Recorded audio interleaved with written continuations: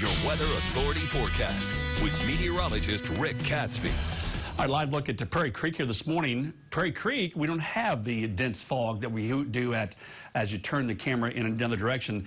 This is some pretty dense fog here this morning in parts of Beaver Lake, but right now we have a lot of sunshine up, and so with the sun working on any fog, it's going to burn off very quickly today with the sun's energy there this morning. But so far, just some light passing, very light fog this morning at this location. 65 with some patchy dense fog in Fayetteville at Drake Field, 68 light fog in Siloam Springs, 69 in Bentonville, and for the most part we're in the upper 60s. The sun is now up, and so any fog that's out there will begin to burn off probably before 8:30. It should be for the most part gone out of the region. 73 degrees in Fort Smith, 70 degrees right now in Poto and Boonville this morning.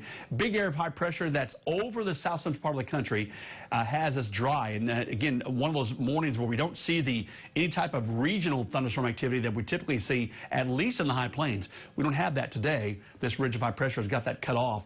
A little bit of monsoonal flow around Las Vegas. Thunderstorms this morning were active, have now fallen apart across parts of Nebraska and Iowa, and still watching with interest. This is Hurricane Dorian. Dorian is very slowly moving. It's been over the Grand Bahama Island all night long. So typically hurricanes give you 2 to 4 hours of this huge wind.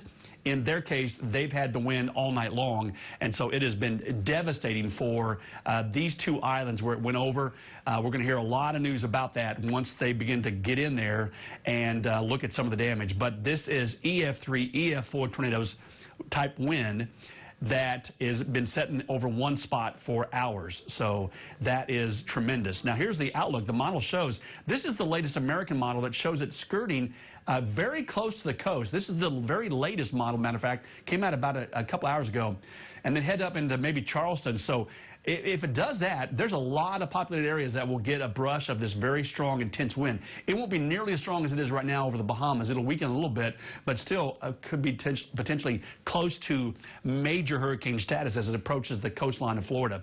For us, though, the model shows not much happening here. Maybe a few pop-up showers over the Boston Mountains and also over the Ouachita south of Fort Smith, but that's limited in the way of shower activity for today. Most areas will be dry. 70 forecast, dry weather expected through the next several days. Only limited chances for showers today. Upper 80s next couple days to near 90. And then into the low 90s. And then here we go into the low 90s as we go into Friday, Saturday, and Sunday. High temperature around 93 for this coming weekend. Tavares.